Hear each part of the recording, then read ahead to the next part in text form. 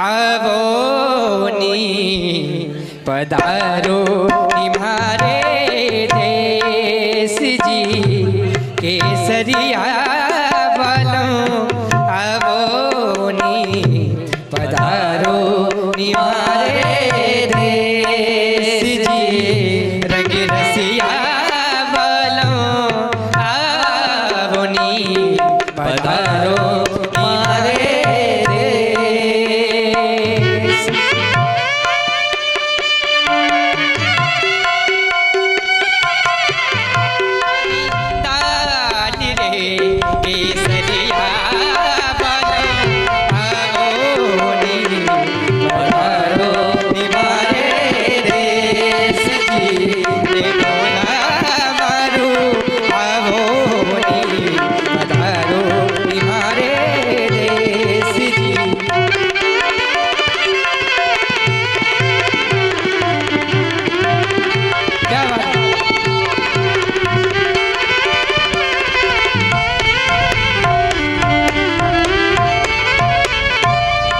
जी आवनी जावण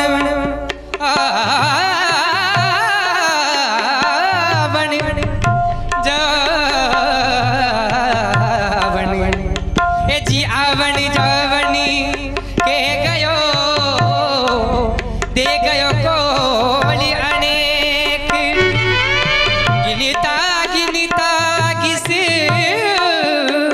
गई हे जी मारी आंगनिया केसरिया बलों आवोनी पधारो निमारे देश जी रंग रसिया बलों आवोनी पधारो निमारे देश जी।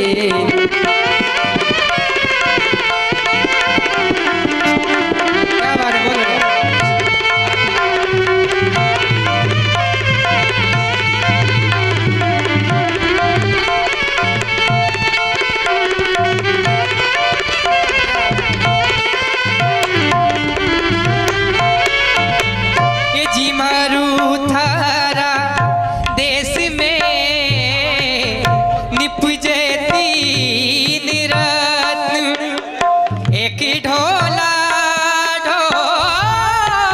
बोलो।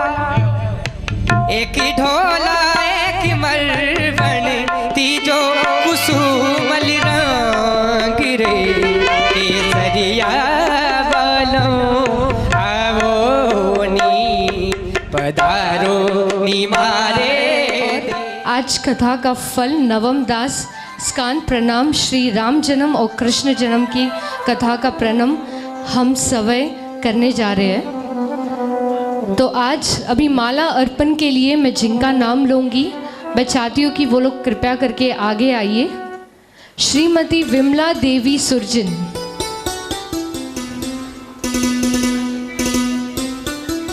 श्रीमती आशा तोशनीवाल, श्रीमती रुक्मणी बहन जवर, श्रीमती प्रेम चंद्र कुमार भाई चांडक, श्रीमान परेश शाह एंड श्रीमती जयश्री बहन, निशा बहन, श्रीमती जयश्री नंदोला बहन, श्रीमती हर्षिता बहन वाजिर, श्रीमती जयश्री बहन वाजिर प्लीज आगे आ जाइए। श्रीमती रुक्मणी गोइदाना, अरे बिल्कुल। श्रीमती रेखा बहन प्लीज आगे आ जाइए।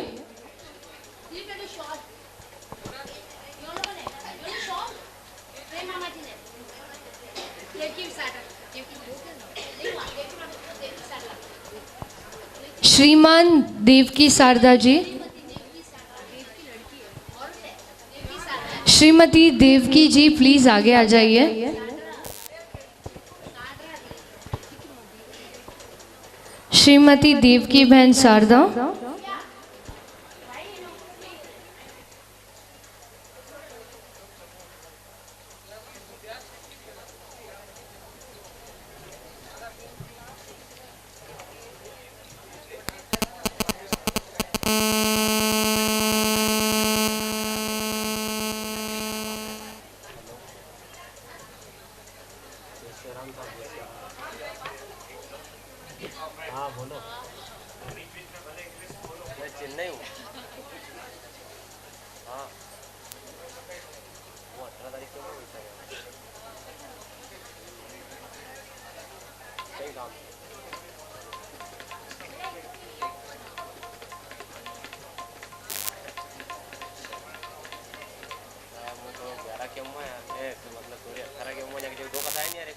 चेन्नई चल रही है अभी तो यार, और एक के बाद छुट्टी साल चालू है 11 से।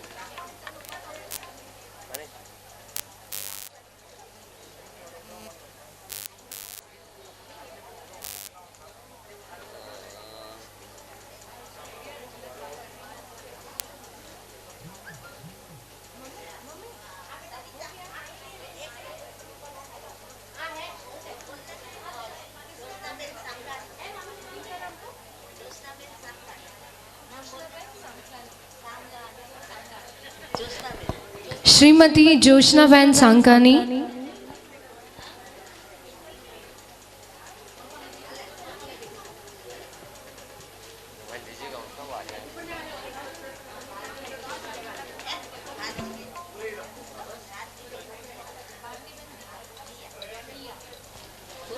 श्रीमती भारतीबेन घिया,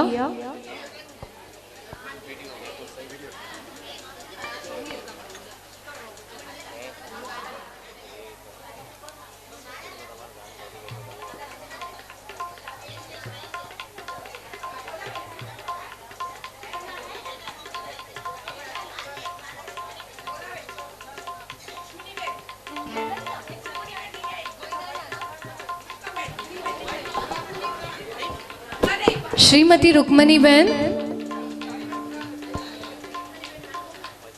श्रीमती रुक्मणीबेन जी,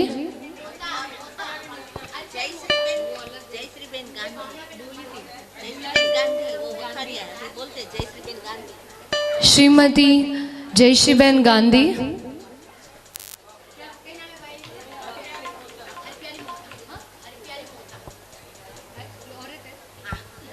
श्रीमती हरिप्यारी मोता, हरप्यारी मोता, श्रीमती भावनाबेन अंबानी,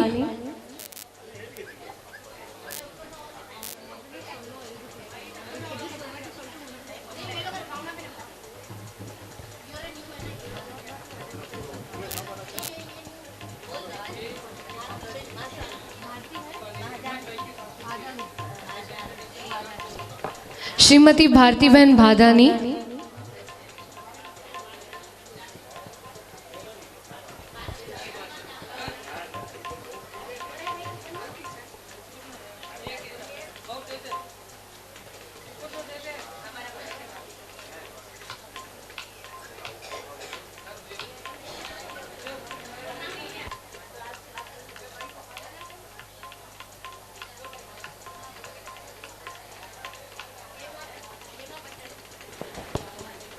श्रीमती हेमा जी भट्टड़,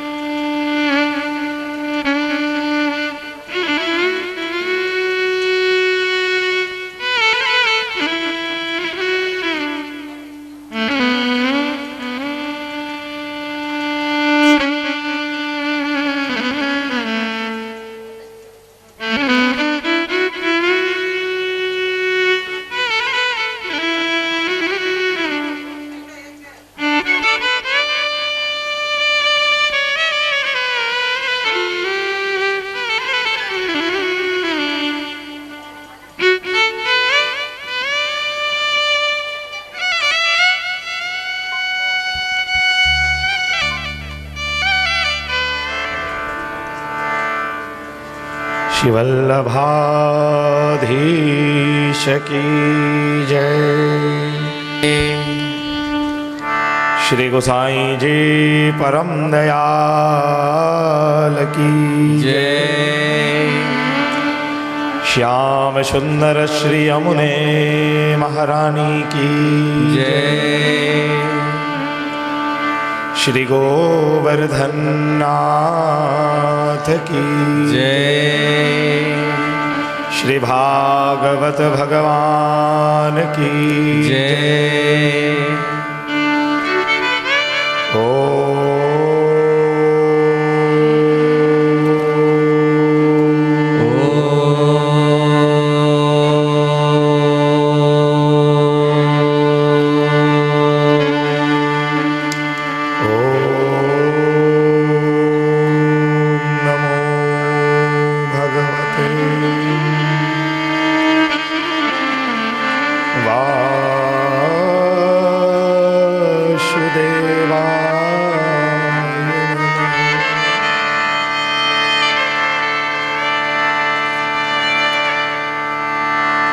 स्वस्ति श्री बालकृष्णाय नमः।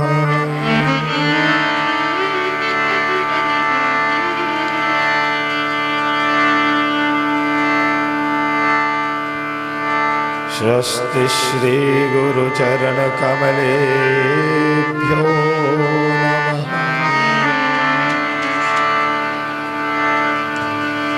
श्रीमातृपितृ चरणकमलेभ्यो नमः।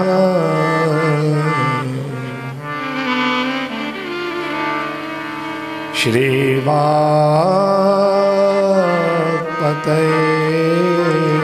नमः।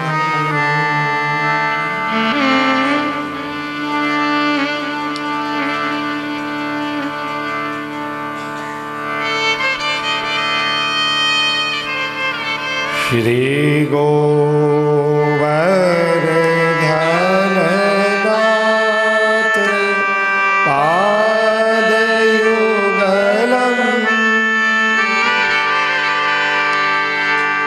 हय्यङ्गवीणप्रिया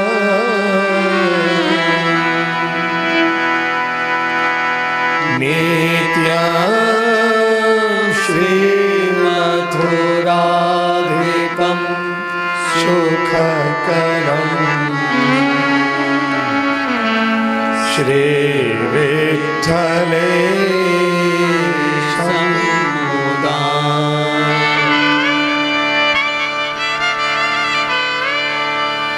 श्रीमद्द्वारवतीश्च गोकुलपति श्रीगोकुलेन्दुर्विभो श्रीमन्मथयो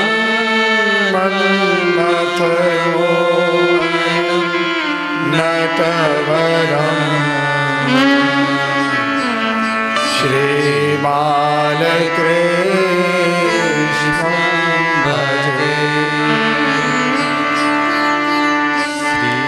श्रीबालकृष्णं भजे। श्रीबालकृष्णं भजे।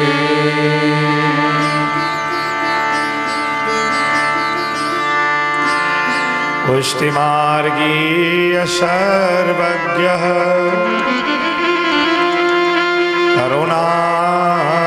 करुणारसपूरितः श्रेष्ठफलप्रदाता च तस्मै श्रीगुरवे नमः।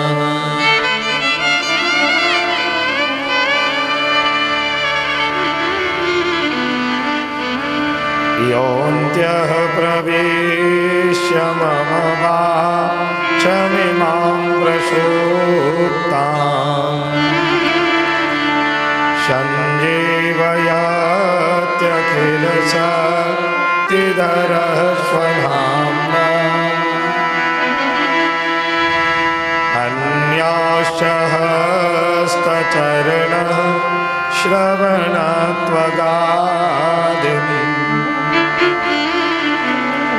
प्राणान्नमो भगवते पुरुषाय तुभ्यम्। जय जय श्री राम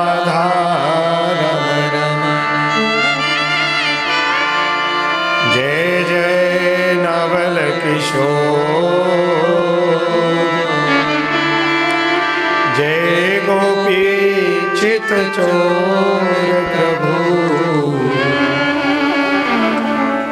जय जय माखन चोर। राधा मेरी स्वामिनी मैं राधे को जन्म जन्म मोहे दीजिए श्री चरणन में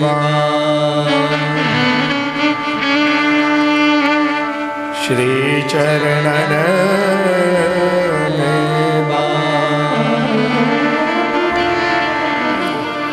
श्री चरणन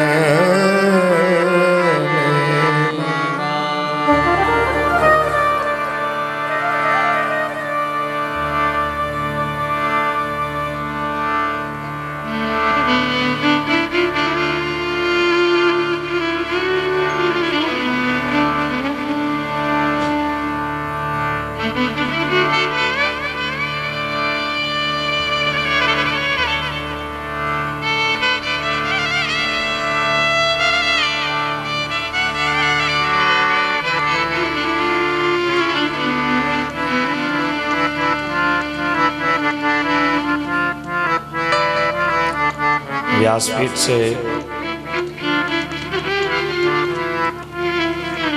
आप सबको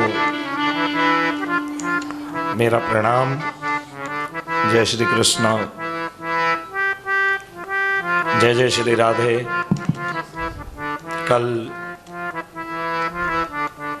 समाप्ति के समय हम भगवत कृपा से भगवान नरसिंह के जन्म की कथा को श्रवण कर रहे थे।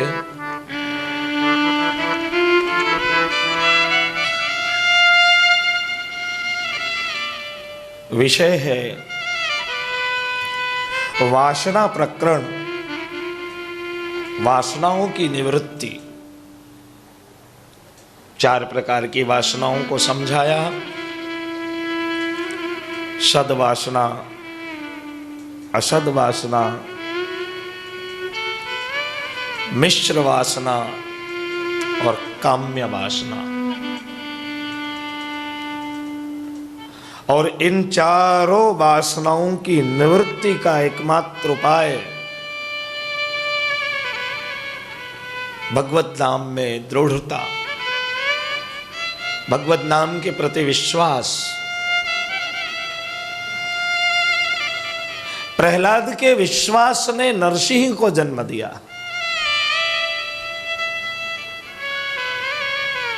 प्रहलाद जो 7 साल का एक छोटा बच्चा है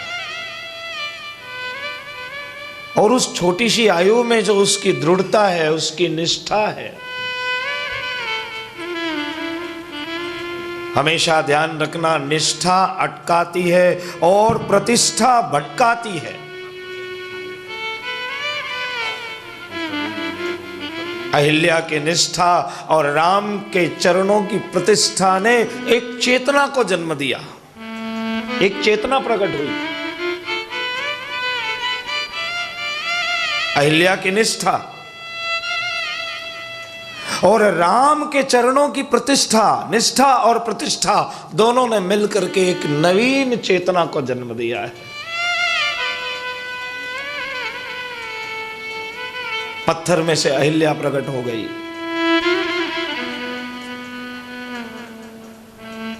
प्रहलाद की निष्ठा और नरसिंह की प्रतिष्ठा दोनों ने मिलकर के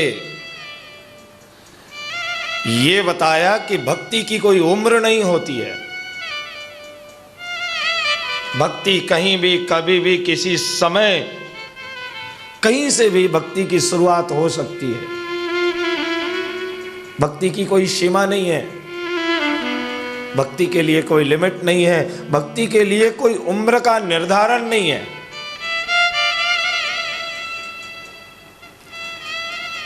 और ये 4 प्रकार की जो वासनाएं हैं, इन सब की निवृत्ति 7वें स्कंद में करके और 8वें स्कंद में मनवंतर लीला की शुरुआत होती है।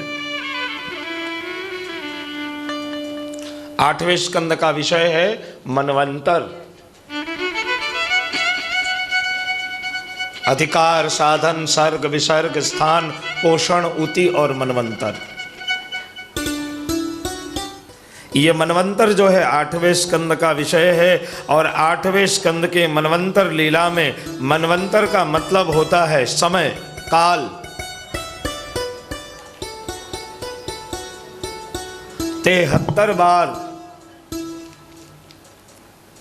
73 बार जब चारों युग बदलता है तब एक मनु आते हैं। और जब 6 बार मनु बदलता है तब एक मनवंतर आता है। ऐसे 6 मनवंतर की कथा श्रीमद् भागवत में है। इसलिए 8वें स्कंद का नाम है मनवंतर लीला और इसकी शुरुआत होती है गजेंद्र मोक्ष से।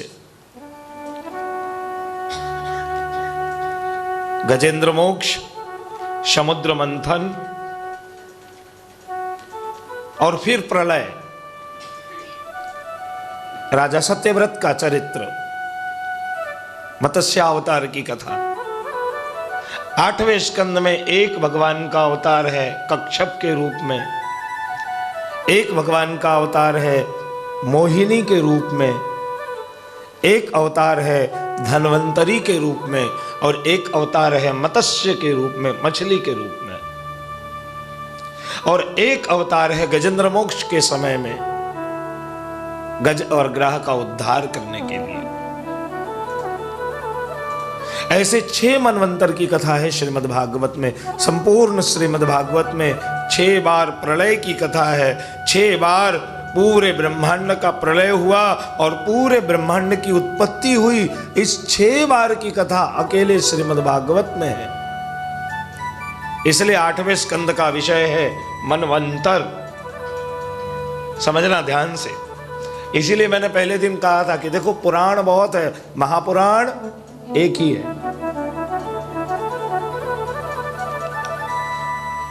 क्योंकि इसमें जो मनवंतर लीला है, अब आप देवी भागवत को खोल करके निकाले, पूरी बोगस कथा है, पता ही नहीं चलता। व्यास जी ने 17 पुराणों की रचना जरूर की, लेकिन इन 17 पुराणों में बाद के समय में इतना भेलसेल हुआ, इतनी कलाकारी हुई, लोगों ने, किसी ने ब्राह्मणवाद के नाम पे, किसी ने क्षत्रियवाद के नाम पे पुराणों को बदनाम कर दिया। पुराण सब पढ़ने योग्य नहीं रहे।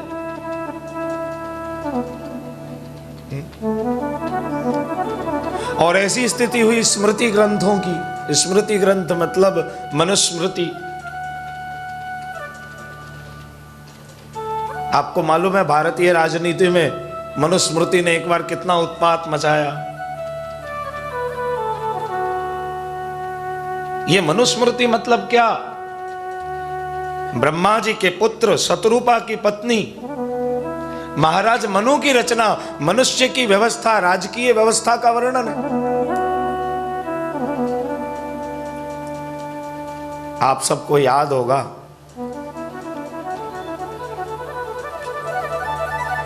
वैसे हम सब 2000 वर्षों तक गुलामी झेल चुके हैं।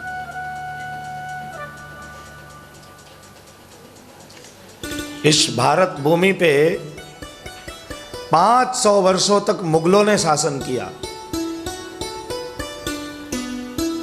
200 वर्षों तक बौद्धिस्टों ने शासन किया,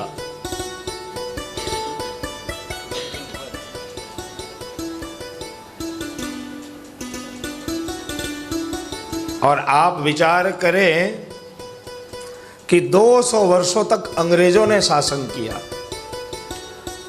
और ये सारी जितनी भी शासन व्यवस्था थी भारत में, सारी शासन व्यवस्थाओं ने एक ही कोशिश की कि हिंदुओं को जाति में, हिंदुओं को समुदाय में, हिंदुओं को संप्रदाय में बांट दो।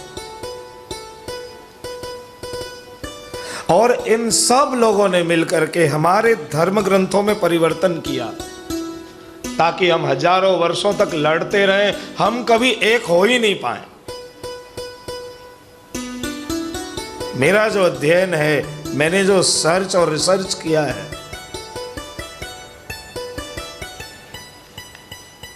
और मेरा ही नहीं,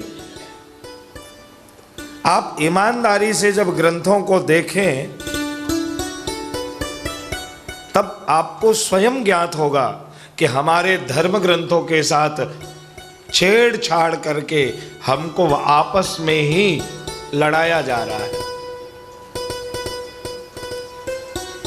तो श्रीमद् भागवत में जो 6 मनवंतर की कथा है, इसकी शुरुआत होती है गजेंद्र मोक्ष की कथा से। नेपाल में गंडकी नदी दामोदर कुंड से प्रकट होती है और उसी दामोदर कुंड के पास एक विशाल जंगल में त्रिकूट नाम का पर्वत है। त्रिकूट नाम के पर्वत पे 1000 हथनियों के साथ एक हाथी का निवास था। एक दिन दोपहर के समय में हाथी अपने 1000 पत्नियों के साथ उस नदी में स्नान करने को गया है और स्नान के क्रम में उसी नदी में एक मगर मतलब एक ग्राह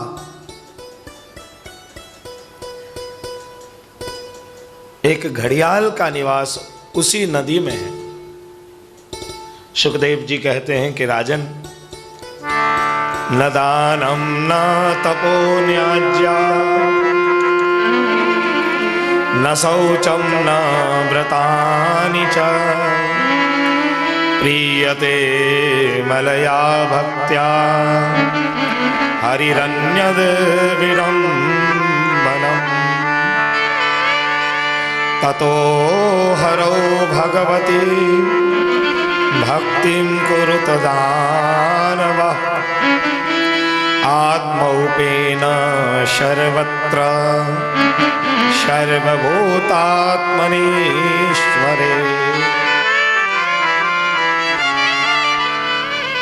1000 पत्नियों के साथ स्नान करने को गया और स्नान क्रम में स्नान करते करते गजेंद्र हाथी के मन में इच्छा हुई कि मैं जल क्रीड़ा करूं। जल क्रीड़ा करते करते एक घड़ियाल आकर के, एक मगर आकर के हाथी के पेड़ को पकड़ लेता है।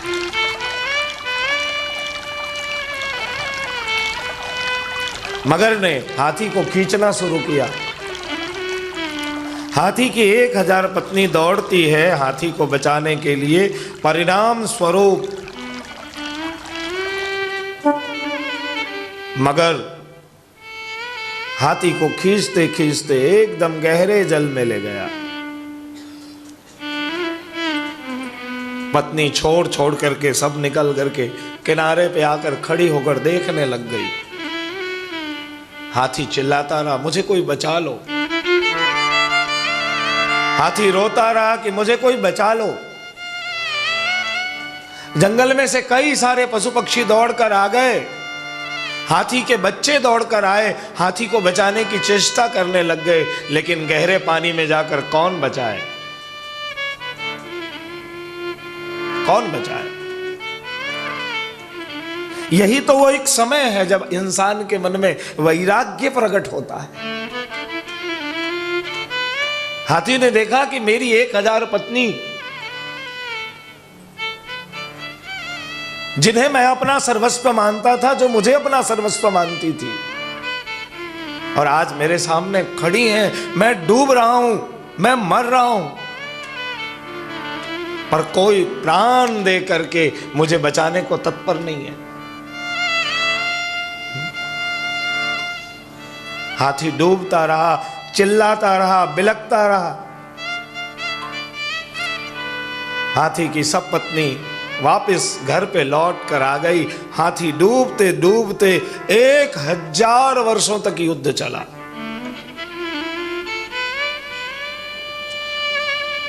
एक 1000 साल के बाद हाथी को स्मृति हुई कि अब तक मैं घर संसार को याद कर रहा था, मैं अपने परिवार को याद कर रहा था, अपनी पत्नी और बच्चों को याद कर रहा हूं, लेकिन अब मेरे जीवन की अंतिम घड़ी आ गई है और अब मेरे में दम नहीं है कि मैं इस मगर के साथ लड़ सकूं। हाथ में, सूंड में एक कमल का फूल लेकर के उसी नदी में से कमल के फूल को तोड़ करके सूंड में ले करके और सूंड को ऊपर करके और भगवान की स्तुति करता है। हे गोविंद हे गोपाल, अब तो जीवन हारे, हे गोविंद हे गोपाल। अंत में अब तो जीवन हारे, नाक कान डुबन लागे सिंधु के किनारे, कि प्रभु अब मेरा अंतिम समय आ गया है, अब मैं डूब जाऊंगा, मेरी ताकत खत्म हो गई, अब मैं हार चुका हूं। सुखदेव जी कहते हैं कि राजन, जब नेत्रों से अश्रु की धारा बहने लगी, सूंड में कमल का फूल लेकर के अंतिम समय में जब परमात्मा को याद करता है, अपने प्रभु को बुलाता है, आर्त भाव से पुकारता है कि अब मुझे बचा लो, तुम्हारे सिवाय अब कोई मेरी रक्षा नहीं कर सकता है, अब मैं अंतिम अवस्था में हूं। हे गोविंद हे गोपाल, अब तो जीवन हारे, नाक कान डुबन लागे सिंधु के किनारे, अब मैं इस सरोवर में डूब जाऊंगा। उस समय भगवान आए नहीं है, ये बस बहुत ध्यान रखना। सुबोधनी जी में श्री महाप्रभु जी कहते हैं कि भगवान आए नहीं है। जैसे नरसिंह के लिए, मतलब प्रहलाद के लिए जो अवतार हुआ है ना, उसमें भगवान की कोई प्लानिंग नहीं थी। खास ध्यान दे, जैसे वराह अवतार है वो प्लानिंग हो करके है, कृष्णा अवतार में प्लान हुआ है, रामावतार में पूरा प्लान हुआ है कि हाँ अब चलें, अब तुम सब जाओ मैं आ रहा हूं, पूरी तैयारी हुई है। नरसिंह अवतार में कोई तैयारी नहीं है, भगवान तुरंत प्रकट हुए। ऐसे ही जब गजेंद्र ने भगवान की स्तुति की, तब श्री महाप्रभु जी कहते हैं कि भगवान ने कोई प्लान नहीं किया, बिना गरुड़ को लिए हुए सहज सुदर्शन चक्र लेकर के भगवान वहां तुरंत प्रकट हुए। सुदर्शन चक्र को भेजा, सुदर्शन चक्र जा करके और उस मगर के गर्दन को काट देता है। हाथी के पैर मुक्त होते ही हाथी बाहर आकर के और भगवान के चरणों में अपनी मस्तक को झुकाया। जब भगवान के चरणों में मस्तक को झुकाया, तब भगवान पूछते हैं कि एतावानेव लोकेस्मिन् स्वार्थं येतः परं स्मृतः एकांत भक्ति गोविंदे यत् सर्वत्र तदेव।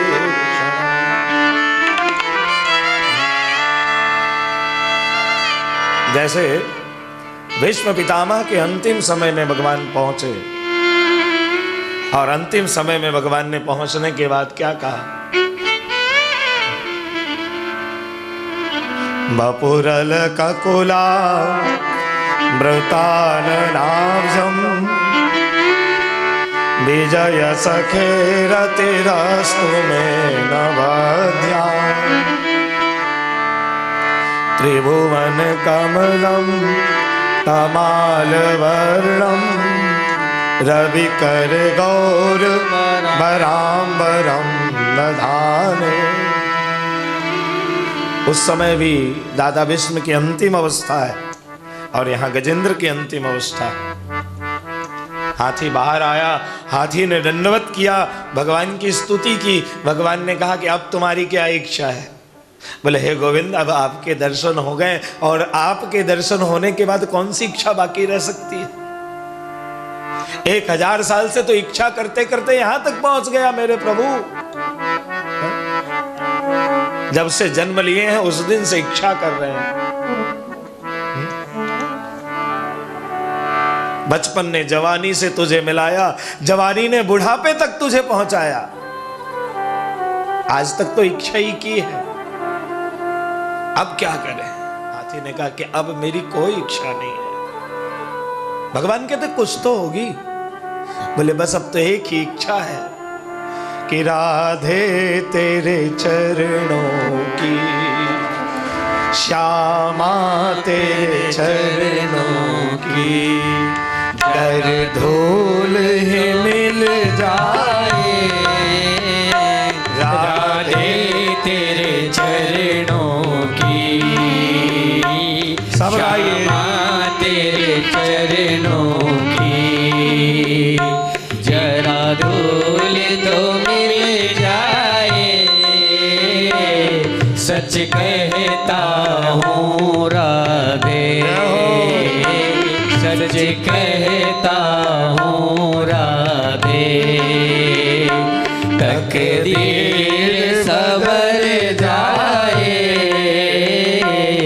राधे तेरे चरणों की, राधे तेरे चरणों की। श्री राधे जय हो। राधे राधे।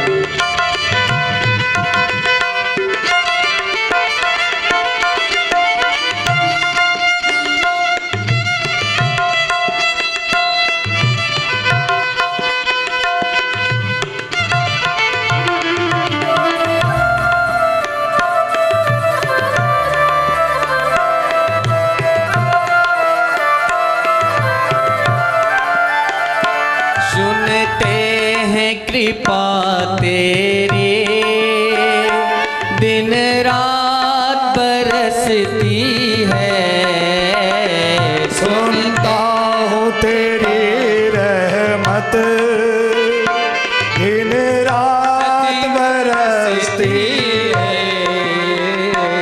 सुनता हूँ तेरी रहमत, दिन रात बरसती है, एक बूंद जो मिल जाए, एक बूंद जो मिल जाए, एक बूंद जो मिल जाए, तकदीर सवर जाए, राधा तेरे चरणों की, श्यामा तेरे चरणों की, जरा धूल जो मिल जाए, राधे तेरे चरणों की।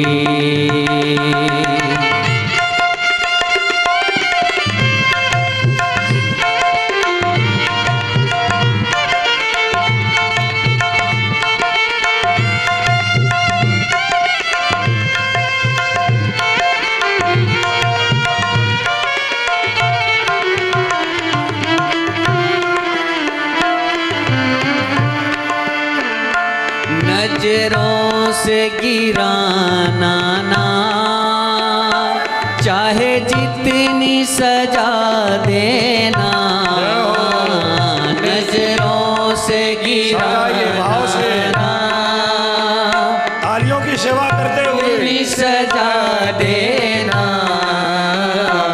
नजरों से गिराना ना, चाहे जितनी सजा देना, नजरों से जो गिर जाए, नजरों से जो गिर जाए, मुश्किल है संभल पाना, राधे तेरे चरणों की, श्यामा तेरे चरणों की,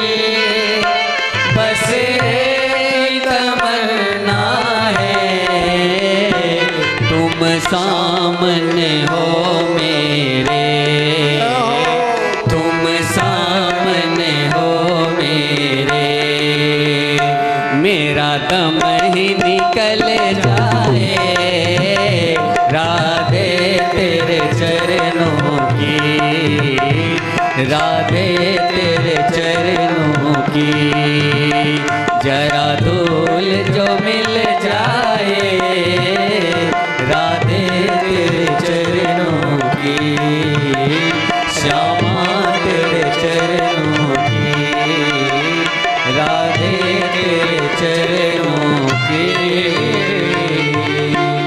गजेंद्र ने कहा कि महाराज आप मुझे जरा धूल तो मिल जाए, सच कहता हूँ राधे, सच कहता हूँ राधे, तकदीर सवर जाए राधे तेरे चरणों की, राधे तेरे चरणों की। श्री राधे जय हो।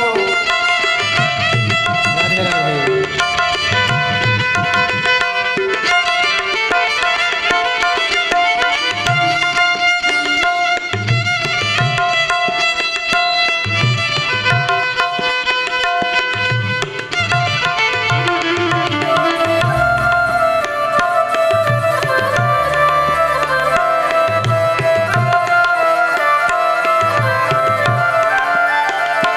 सुनते हैं कृपा तेरी, दिन रात बरसती है, सुनता हूँ तेरी रहमत दिन रात बरसती है, सुनता हूँ तेरी रहमत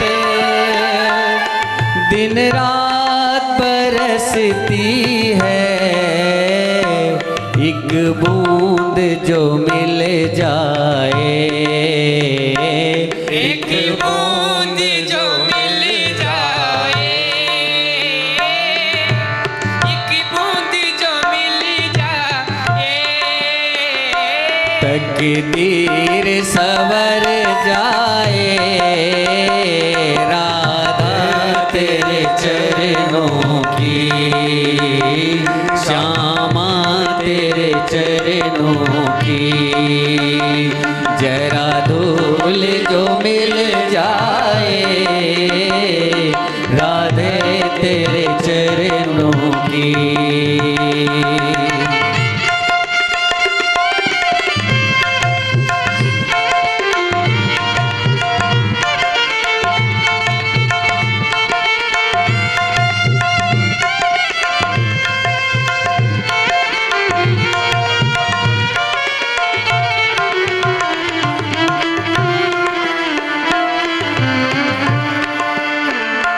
नजरों से गिराना ना, चाहे जितनी सजा देना, नजरों से गिराना, तालियों की सेवा करते हुए सजा देना, नजरों से गिराना ना, चाहे जितनी सजा देना,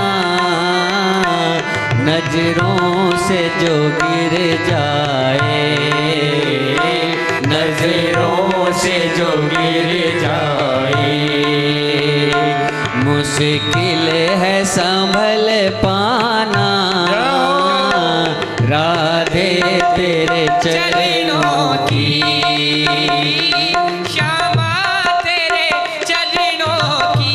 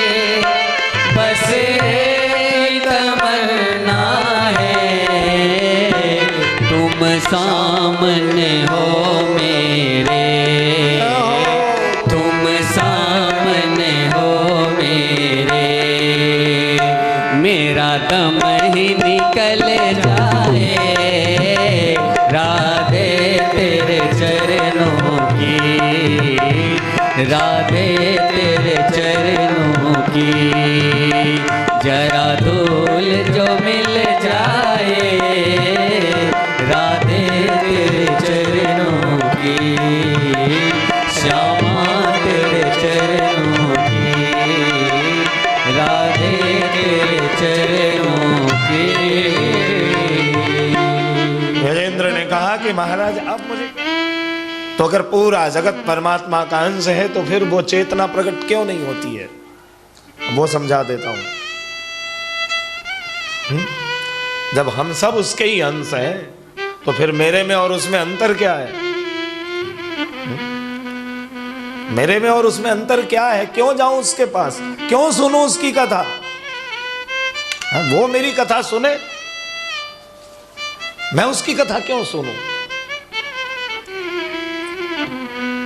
उपनिषदों ने कहा, वेदों ने कहा, वेदांतों ने कहा, विश्व लिंगा, जैसे जलते हुए लकड़े को आग में से बाहर निकालो, जोड़ से जमीन पे पटक दो, बहुत सारी चिंगारी है ना, इधर उधर बिखर जाएगी। कुछ समय तक वो चिंगारी आपको बिल्कुल लाल लाल, अगर उस पर आपकी उंगली पड़ जाए तो फफोले पड़ जाएंगे। इतना तेज, इतनी गर्मी, इतनी एनर्जी, इतना पावर होता है उसमें। लेकिन 10 मिनट के बाद, 20 मिनट के बाद वो कोयला बन जाता है, वो कोयला बन जाता है। चिंगारी की अग्नि नष्ट हो जाती है, फिर उस चिंगारी को आप लेकर के अग्नि में डाल दो, फिर अग्नि। बात समझ में आई? बारिश के दिनों में सड़क पे चलते हो, खेतों में जाते हो, पेड़ में कीचड़ लग जाता है, तो कीचड़ को साफ करने के लिए क्या करते हो? बोलो। पानी से धो लेते हैं। कीचड़ बनता कैसे है? पानी से ही बनता है ना, है?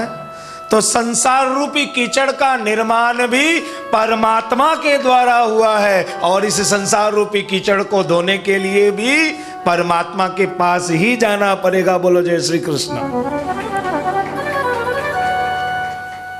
कहने का मतलब है कि उस परम चेतना से जब सूक्ष्म चेतना अलग होती है, मैं बहुत बड़ी बड़ी वेदांत की बातें नहीं करूंगा, कम शब्दों में ज्यादा समझाने की कोशिश करूंगा।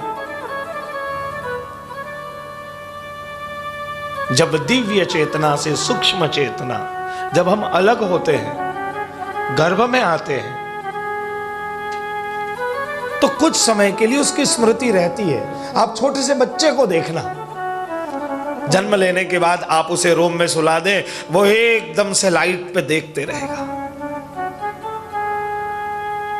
बहुत कॉन्सेंट्रेट होकर के, एकदम ध्यान मग्न होकर के, एकदम एकाग्रता पूर्वक वो प्रकाश की ओर देखता है। क्यों? क्योंकि उसने जो दिव्य ज्योति को देखा है, जिस दिव्य ज्योति से वो अलग हुआ है, अभी उस दिव्य ज्योति की तलाश है उस बच्चे को। इसलिए वो कहां इस प्रकार से पूरी दुनिया के बच्चे एक ही स्वर में रोते हैं, चाहे वो अंग्रेज का बच्चा हो, चाहे मुसलमान का बच्चा हो, चाहे हिंदू का बच्चा हो। रोने का स्वर है ना, वो एक ही होता है। वो पूछता है, अपने आप से पूछता है, अपनी चेतना से पूछता है कि तुमने मुझे कहां भेज दिया, मैं कहां आ गया। और फिर धीरे धीरे जैसे लकड़े से कोयले के अलग होने के बाद उसमें से अग्नि समाप्त हो जाती है, उसी प्रकार से धीरे धीरे धीरे धीरे जब हम संसार में पैर डालते जाते हैं, संसार की बुद्धि हम में प्रबल होती है, तो वो दिव्य चेतना पुनः सुसुप्त होने लग जाती है। और फिर जैसे ही सत्संग, कोई महापुरुष, कोई दिव्य पुरुष का स्पर्श प्राप्त होता है, वो चेतना पुनः जागृत हो जाती है। वो चेतना पुनः परमात्मा से मिलने के लिए, परमात्मा को प्राप्त करने के लिए तत्पर हो जाती है।